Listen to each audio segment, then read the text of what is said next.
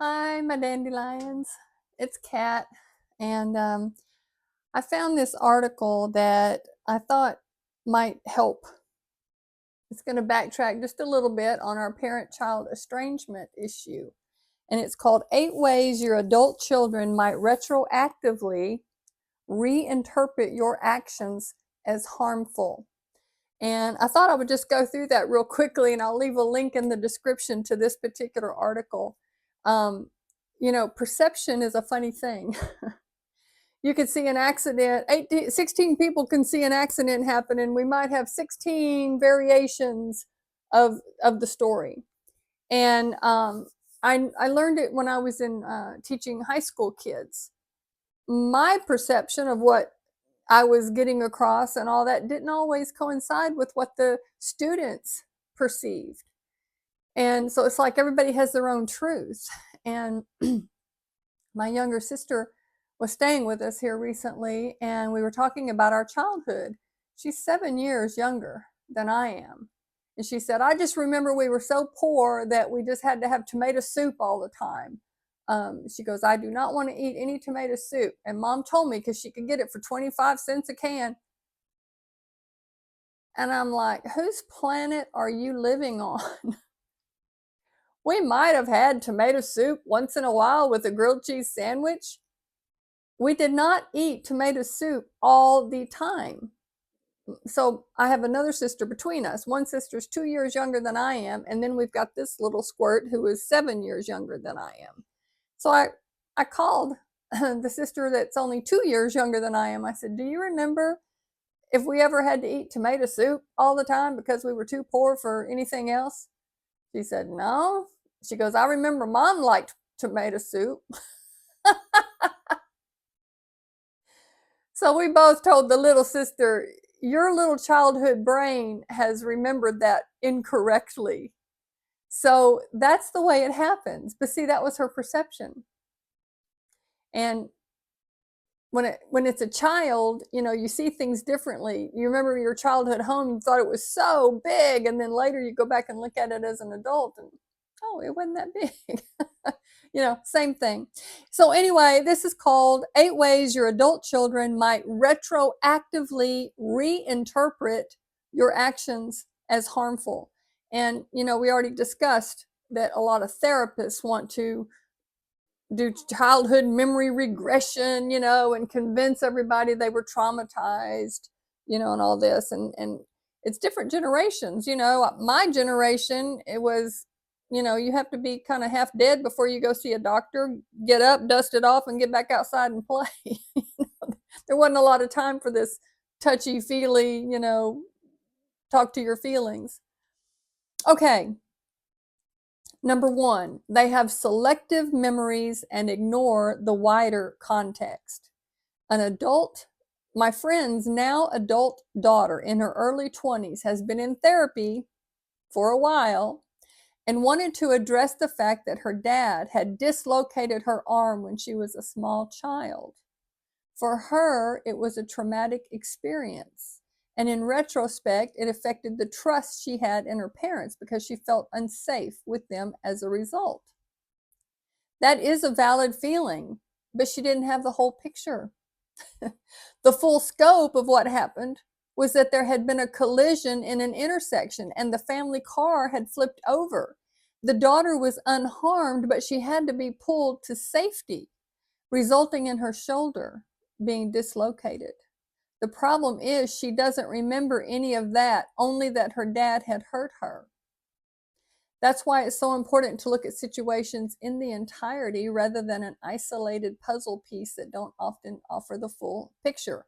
So this video, I'm wanting parents to understand why the adult children may have cut you off, but I also want adult children to understand maybe you didn't get the whole picture. Maybe you don't know the whole story. Maybe you didn't have to eat tomato soup all the time because you were poor.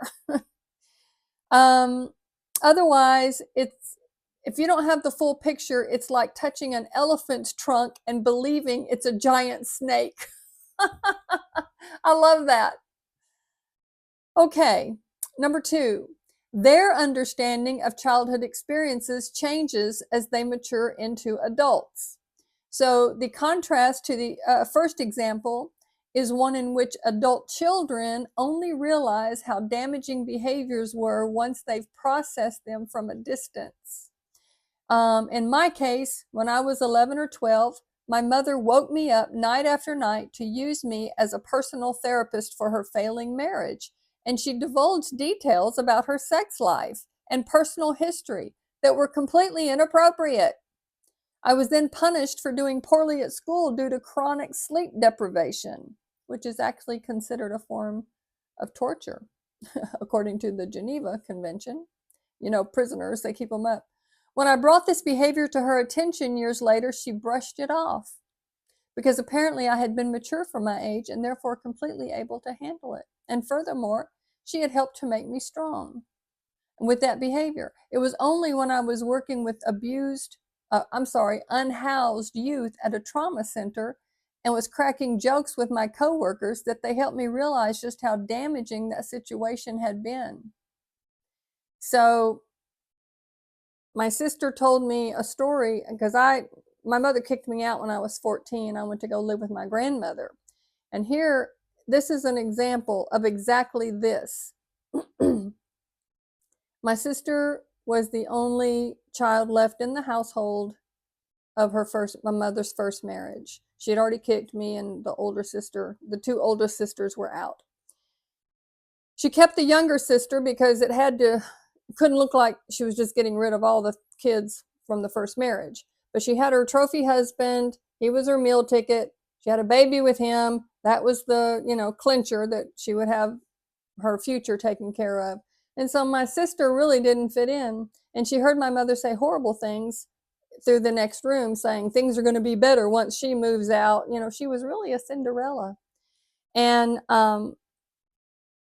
she told me this story while she was staying here and she was laughing about it. And I said, that's not a good story. She said, oh yeah, well, one day they went on some kind of weekend trip and they left me behind and told me to clean out the fireplace. I said, you mean like Cinderella? And she goes, yeah, but I showed them, they came back and that was spotless and they were just shocked. And she was laughing about it.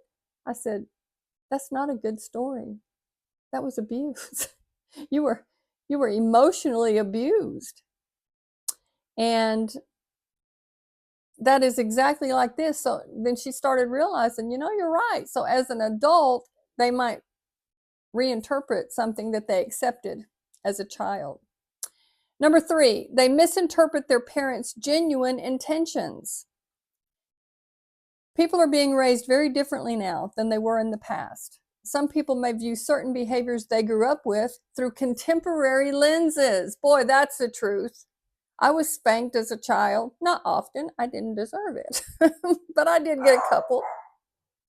Well, there's Presley letting me know the wind is blowing again. Okay, let's start that again. People are raised differently than they were in the past, and so some people view certain behaviors they grew up with through a contemporary lens. It might distort their parents' genuine intentions. An example of this might be someone who retroactively resents the way that they were raised because their parents forced them to cook and clean at a young age. In reality, the parents may have been teaching them vital skills that were considered age appropriate at the time, such as how to prepare basic meals, recognize when something needs to be cleaned, techniques for those cleaning tasks. They may have been acting with the best intentions so the children wouldn't grow into adults who have no basic life skills.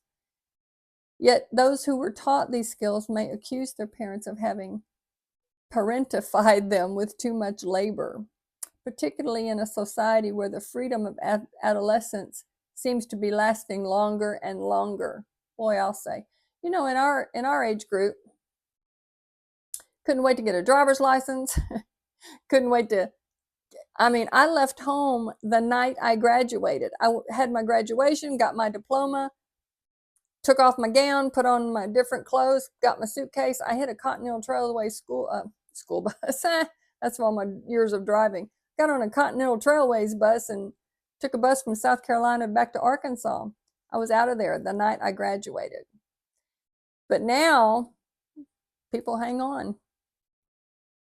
Okay, number 4, therapy and online communities may skew interpretation. Therapy can be an invaluable means of healing for many people, and online communities can offer great support. The problem is that they often become an echo chamber.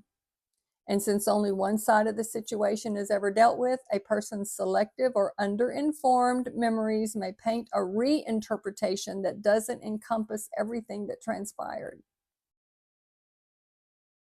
Your adult child may feel energized by peer validation, in which everyone tells them that their perceptions are correct without alternative perspectives of mediation. So they encounter confirmation bias, and that makes them feel that their perspectives are absolutely correct, and they don't put critical thinking into place. Once the child is an adult, you cannot control the influences, their actions, their thoughts.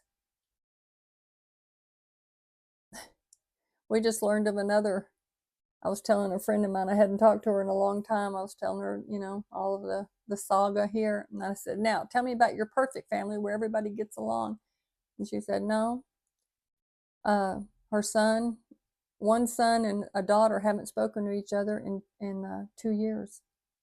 And the son got remarried, and the spouse doesn't like him to have contact with the family. I said, you got to be kidding. Your family was one of the most solid, stable families I knew, and now she's been hit with it. And when my daughter estranged from me, she cut me off 18 years ago. This friend and I used to teach together, and she remembers listening to my saga, and she could not believe, and now here she is. You can't control it. And so that's why I say I'm like T.D. Jakes. If they can walk away from you, you have to let them walk. You don't have a choice. You can't. Doesn't mean it's maybe not a child, but a friend, a sibling. You cannot control another person. Accept their decision. Whether you leave your heart and door open, that's up to you. But you can't hold them. If your child has been discussing their experiences with others in an online forum, they may feel seen and validated, and they feel no need to take into account the contributing factors of past experience. It's a one-sided approach, and it can be incredibly difficult for loving parents who did the best they could. Number 5, we'll get through this. They reach conclusions or make assumptions based on only part of the story, and that's kind of what we've already covered. This woman confronted her mother about how damaging it had been to her personal development to grow up with divorced parents. And her mother had left her father when the girl was just a toddler. So this woman grew up being ferried between both parents, dealing with a new step-parent, step-siblings, feeling that her mother had been incredibly selfish for uprooting her life. Her mother had never spoken harshly of her father and never revealed the reason that she left was that she was being abused. The girl's father had choked her unconscious and threatened to kill her. The mother didn't want to mar her daughter's relationship with her dad, and so she kept silent. So the perspective had been colored by the father's insults about the mother and her own experience as viewed through the eyes of a child. Number 6, they ignore the inherited or social context about past punishments. It sometimes can be a matter of personal perspectives, which can differ greatly between generations, especially in cultural context. A boomer, ta-da, or older Gen X parent who grew up being slapped with a slipper might have done the same to their kid, as this type of punishment was normal for them. Their millennial or Gen Z offspring, however, will likely break that cycle because we now understand that even light corporal punishment is harmful and traumatic. I think there's a difference between discipline and abuse. Whilst this doesn't make any harm or damage less valid for those who experienced such punishments, for many loving parents, it was a case of you don't know what you don't know. And now we know physical punishment. Oh, I don't know if I agree with all this. Physical punishment is abusive, but for many parents in previous eras, it was widely considered a normal, acceptable form of child discipline that was distinct from physical abuse. What do y'all think about that? Put that in the comments. If you're taking your anger out and you're hitting that kid until you feel better, that's abuse. A couple of swats on the behind when they're small. I would slap my baby's hands, if they want to go touch the stove or something. Smack their little hand and say no. I didn't consider that abuse. They may look back with, this is number 7, they look back with unrealistic expectations of their parents. Boy, that is so true. Parents are just people. If you're one of the adult children, cut off your parents, you should know they are just humans in the world, flawed humans. Babies don't come with a book. We did the best we could. Unless the parent truly was abusive and horrible. I don't make any excuses for them. Sometimes parents just don't know. You just don't know. Anyway, they have unrealistic expectations of how their parents were supposed to behave, often influenced by TV shows that depict parents who were always pleasant, supportive, jovial, and many young people expect their parents to show them similar affection, support, and emotional validation. If they don't receive those things, they may later believe they were neglected or abused. Parents may have grown up in a family or culture in which people rarely, if ever, said, "I love you," let alone offered hugs or supportive pep talks. They may have been given plates of fruit to show affection and had parents who motivated them to succeed instead of acknowledging their struggles. I think about that often. My father had 3 girls. What an opportunity to show us what a man should be, what kind of a man we should be looking for when we reach womanhood. Did he take that opportunity? No. Some of it's his fault. My parents, neither one would win an award for parenting. But some of it was just the time. Now they go on father-daughter dates and mother-son dates and, all this stuff that my parents and even we never even thought about that kind of stuff. I took my daughter out one time. We went to see Ghost, the movie Ghost, and we had glamour shots, pictures made. It was a little girl night out. But I never went out with just one of my sons or, that kind of thing. My first husband took my daughter to a father-daughter dance on Valentine's because it was her brownie troupe that sponsored it. And she, we did it. But it wasn't, I don't know, we just didn't think about that stuff back then. Let's see here. And number 8, choosing to parent their own children differently may paint their parents' choices in a harmful light. Practices considered healthy and normal today weren't common in previous generations, and each one learns from those that came before in the hope of doing the best they can, and it applies to parenting too. And many people are determined to avoid making the same mistakes. And so they not only change the way they raise their child, maybe criticize, the parent. It doesn't mean your parents were perfect and your adult children won't or can't be perfect towards their own children. Parenting is incredibly difficult.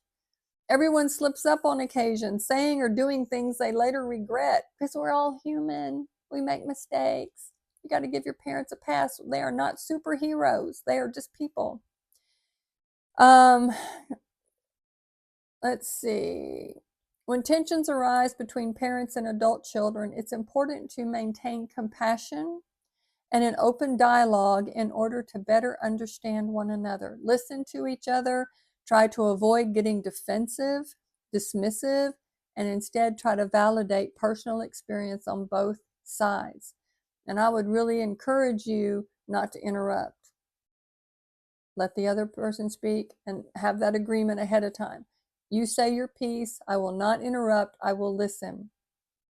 And when they finish, I got this from Dr. Phil, you don't have to come back and combat everything they said.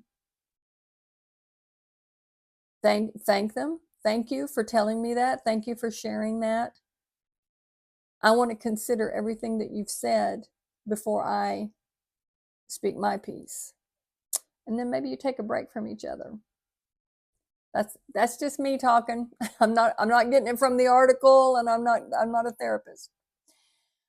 Okay, with each individual bringing details to light, the full picture, including intention and previously unspoken details, can give the perspective necessary for everyone to feel seen, respected, and understood. It can provide invaluable foundation to rebuild damaged relationships. You have to have two willing hearts. So if you have somebody who will actually sit down with you and do that, then I think that's a fine example. I don't see my daughter wanting to do that with me right now, or ever, maybe not ever. And you know what? It's okay. It's okay. She's an adult in the world. I miss her like crazy. Like I said before, I have cried a river over losing my daughter, my girl. We were best friends. And, but I can't change it. And I am not going to waste whatever life I have left sitting around moping about my daughter. She's happy in this world, and you know, like they say, it is what it is, I guess. I hope you found those 8 points helpful in navigating your estrangement. And I'm just asking parents and children, adult children, please just give each other a little slack. You know, it takes so little to be kind. I'm glad you're here. I'll see you the next time.